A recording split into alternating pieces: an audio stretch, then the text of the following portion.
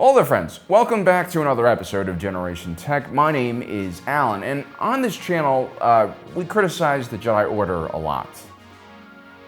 Just recently, I did an entire video about how Master Luminara Unduli was an example of everything wrong with the Jedi Order, and between you and me, Mace Windu and Master Potato also both deserve their own dedicated critiques. Even Obi-Wan Kenobi, who admittedly is one of my favorite Jedi, should not really escape scrutiny.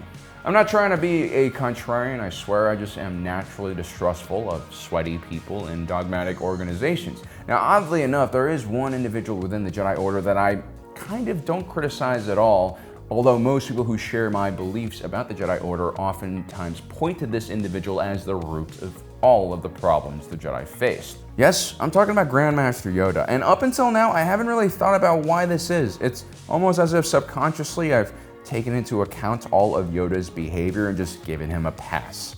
And I guess today's video is all about me coming to terms with what I really think about Master Yoda. It is possible that I've drunk the Kool-Aid on this, you know, I've fallen for all of that pro-Jedi propaganda pushed out by Star Wars creators, or maybe the whole situation about Yoda is a little more complex than we all like to think.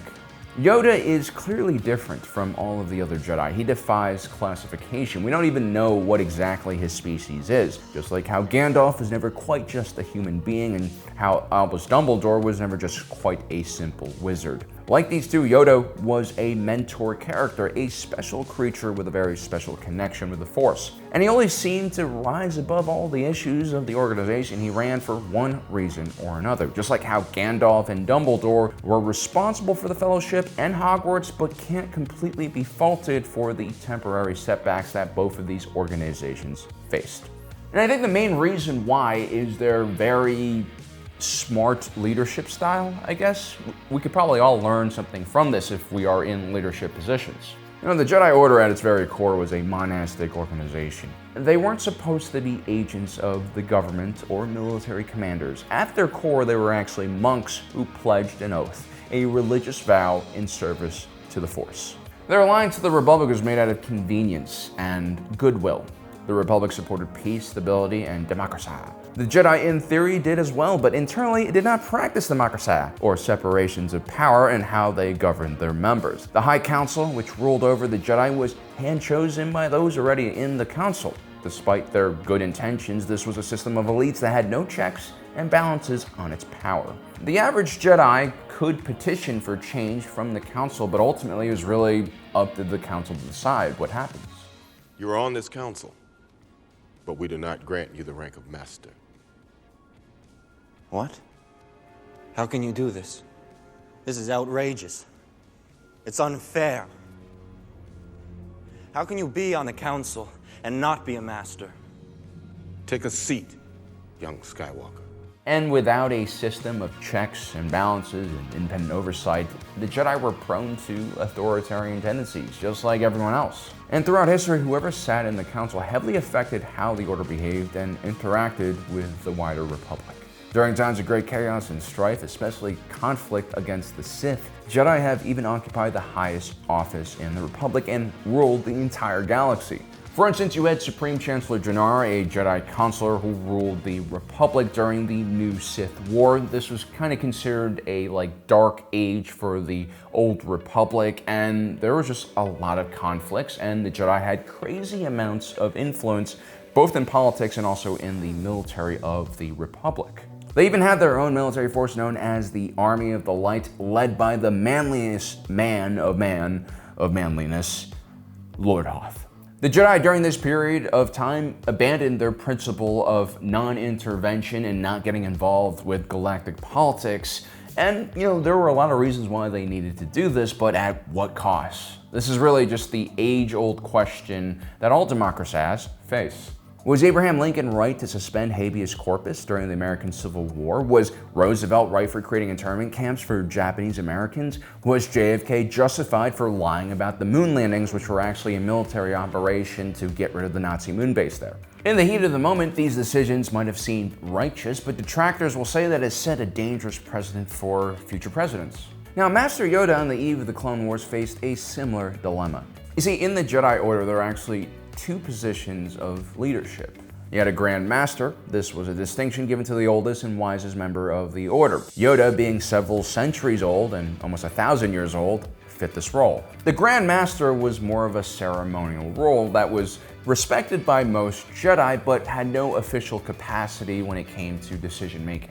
A good portion of their duties involved training every youngling that came through the Order. Grand Masters actually rarely had their own Padawan for this reason. Then you had the position, which was known as Master of the Order, and they actually led the Jedi High Council. This was more of an executive kind of leadership position. Yoda also was the Master of the Order while he was a Grand Master, which greatly increased his influence and power. And to Yoda's credit, I think he probably realized that it was a little bit problematic for him to hold both of these positions, even though there were no rules against this within the Jedi Code. And so Yoda rarely would dictate his views and opinions to other members of the High Council. Instead, he would employ one of the oldest management techniques out there, which is the power of suggestion, or what some critics might call manipulation. And the way Yoda does this is very special. I mean, take a look at how he speaks. He restructures the sentences in a way that is quite jarring. For instance, you have this sentence right here. Hard to see the dark side is. Hard to read is the predicate, and the dark side is the subject. Generally speaking, the subject is introduced first when we speak, and the predicate, which describes what is going on with the subject, comes after. This is just a more natural way of speaking, and it's a lot easier to listen to and understand. So why does Master Yoda speak this way? Well, he hasn't suffered from a stroke, nor do any other members of his species speak this way. Speaking on behalf of the Council, there's no reason to cause undue alarm. So I actually believe that Master Yoda speaks this way purposely, and he does this in order to kind of throw people off and make them focus more on what he's saying. It really does make people think. The unorthodox sentence structure makes ordinary sentences feel almost like riddles, and it requires a lot more active listening to comprehend. Perhaps this is a side effect of what happens when you teach younglings for hundreds of years. I can imagine one develops all sorts of tricks and shortcuts to get the attention of the Rugrats. Actually, before Anakin slaughtered all those younglings, he had to take care of younglings from time to time, and the only way he could get them to sit still was by showing them acrobatic lightsaber flips. Obviously, Yoda is a lot more experienced at doing this than Anakin. And honestly, the endurance and dedication one needs to do essentially the same job for almost 1,000 years is even more impressive to me than Yoda's immense force abilities. I mean, if you think about it in recent years, how many modern politicians have overstayed their welcome in office and, drawn the ire of their many constituents? Most politicians and leaders have an expiration date of a decade before they've made too many enemies, or perhaps equally as dangerous, defeated all of their enemies and have surrounded themselves with sycophants and fools. Yoda, on the other hand, became a Jedi Master at the young age of 96, and then during the High Republic period, he was already the Grand Master. He held that position for centuries, not just mere decades. So how did Yoda maintain power for so long? Well, foolish and scared leaders will try to tighten their fists around their constituents, only to watch them escape their grasp like grains of sand. It's only natural for leaders to do this. After a certain period of time, we become tired of the job, we lose self-awareness, at which point we let our egos take complete control. Anecdotal evidence becomes fact, personal opinion becomes the truth, and exceptions to the rule become the norm. It's at that point, usually 10 years into a leader's reign, that they become too blind and weighed down by their own unique experiences to effectively rule. So what does Yoda do differently? Well, he takes all of that sand, all of his constituents, and he cups them in his hands and provides support for them. Well, actually, I don't know if he can cup his hands because he has those little freaky raptor claw things, but you get the metaphor. He supports the Jedi. He creates a good foundation, he listens, he questions, and he hopes that that's enough to steer the Jedi in the right direction. But there's more to it. Yoda also creates a mysterious persona around him that separates and elevates his status amongst his peers. In this way, Yoda's behavior, ironically, is not all that different from most authoritarian dictators who seek to remove all of their earthly ties and elevate themselves to the status of a god. And of course, gods don't make policies, they don't dictate. Their underlings do all their work and try to predict what exactly they want. Suddenly, their successes are his successes, and their failures are obviously treasonous attempts to undermine his rule. In this way, no matter how terrible your special military operation is going, the fault will never be put on the leader itself, but the middle managers who are, put in command of these military operations. I think this is why when we think about the failures of the Jedi and the Jedi Order, Yoda is saved from the worst criticism. Instead, we tend to take a look at more reactive, loud, and arrogant individuals like Mace Windu, for instance. You know, milady, Count Dooku was once a Jedi. He couldn't assassinate anyone. Or more starchy Jedi like this guy. He is a political idealist, not a murderer. Imagine being mansplained to by an object that you thought was like some kind of tubular vegetable sitting in the corner of the room just seconds earlier. Mace Windu and Ki-Adi Mundi display such arrogant confidence in their belief of Count Dooku, and it immediately draws our attention and criticism towards these two guys. Especially when Yoda is saying vague-ass stuff like this. Do you think it will really come to war? The dark side clouds everything. Clearly, Yoda has been media trained for centuries, and by media trained, I mean, giving responses that really belong on a fortune cookie. But that's Yoda. He is extremely wise. He's not reactive like the other two. He doesn't go around screaming his opinions and making hot takes like a Star Wars YouTuber. Touche, Alan from the past. Instead, he keeps his cards close to his chest. Hundreds of years of ego death and learned experience have taught him to not seek attention or get involved in petty disputes. Yoda is playing the much longer game. But if we take a closer look at Yoda's actions, not what he says, if we get through all the cryptic, riddle-like, speeches he gives, we'll begin to see that he and Ki-Adi Mundi and Mace Windu, well, they all have very similar views. They're all pretty traditional. Anakin is my Padawan learner. An apprentice you have, Qui-Gon.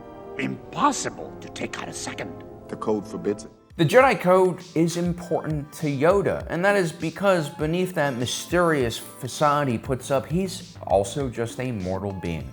A mortal being who has been in the Jedi Order for almost 1,000 years. He's committed so much energy to this cause that it's made him attached to the Jedi in its current form. And who's to blame him? I mean, I naturally am a nonconformist, yes. But even I'm wise enough to see the value of structure, shared values, and ideology. Simply put, without such organization, without such shared beliefs, the Jedi Order would pull itself apart in a million directions. Now, after such a long existence, Yoda would eventually come to a realization that the Jedi needed some kind of structure. They needed to be grounded. And he would push that message, at least during the Clone Wars. Now, Yoda is definitely the leader of the Jedi Order, but it should not be underestimated how much he relied on the Jedi Council. He wasn't a dictator in the classic sense. He might have been seen as the wisest individual on the council, but he only gained that distinction by being a good listener. He made sure to include everyone in the High Council in the decision-making process. And at one point, he even tried to invite Qui-Gon Jinn into the Jedi High Council because of his unorthodox views. Yoda even understood that maybe he needed some opposition within his own ranks, which is a very mature move.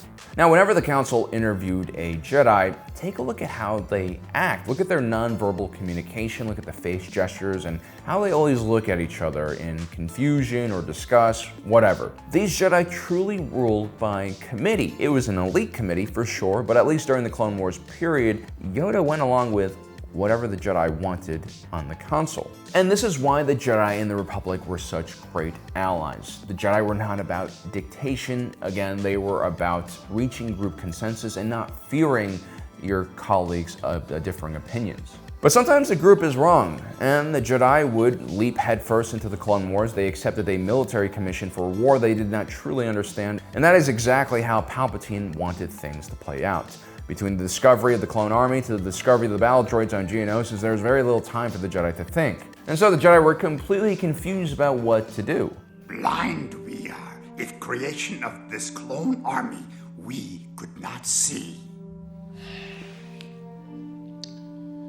I think it is time we inform the Senate that our ability to use the Force is diminished. And in their confusion, the Jedi looked at the other authority in the galaxy, the one that they had pledged their allegiance to for so long, and that is the Galactic Republic and the Senate. When the Senate appointed emergency powers to Palpatine, who then immediately created the clone army, Yoda and Mace Windu were there to witness the unanimous support that Palpatine got from the representatives of the galaxy. I will create a grand army of the Republic to counter the increasing threats of the Separatists. It is done then. One could argue that it was Yoda's responsibility as the leader of the Jedi to lead and not just defer to another organization. But not only would that go against the principles of this carefully constructed relationship between the Jedi and the Republic, the Jedi's refusal to join the Clone Wars would have been seen as a widely unpopular move. The Jedi were heroes, guardians of peace. If they had refused to aid the Republic, they would have been seen as running away from their own responsibility. Now in the past, the Jedi have avoided wars, like during the Old Republic era. During the Mandalorian War, the High Council decided that it was not in their mandate to get involved, even though a group of high-tech barbarians were pillaging the Outer Rim. So why did the Jedi avoid the war? Well, I don't actually think it was because of some deeper ideological reason, like some aversion to war or, them wanting to be separate from the Galactic Republic and the military. I think the real reason was they didn't see any Sith involved with Mandalorians, and plus, no one really wants to fight Mandalorians, especially the Jedi. Now, in the years leading up to the Clone Wars, the appearance of Maul and the fall of Count Dooku to the dark side proved to be the final piece of Palpatine's ingenious plan to lure the Jedi into his trap. It was because of the appearance of the Sith that Grand Master Yoda ultimately plunged Jedi headfirst into the Clone Wars. Visit, I will, the cloners on Camino. And see this army they have created for the Republic. So I guess the answer to my initial question is that sometimes you can be good intentioned, relatively competent, but the cards are just so stacked up against you that nothing you do will really matter. Well, at least if you're just looking at the short-term view of history. In the long run, Yoda's legacy remains intact because he kind of stuck to his principles for the most part. He will be remembered as a flawed hero, a leader of a flawed but beloved organization. And that's because as much as I criticize the Jedi and the Republic, they're still much better than the alternative, which, was the Sith and Empire. They had a lot of ass clowns. I do not like ass clowns.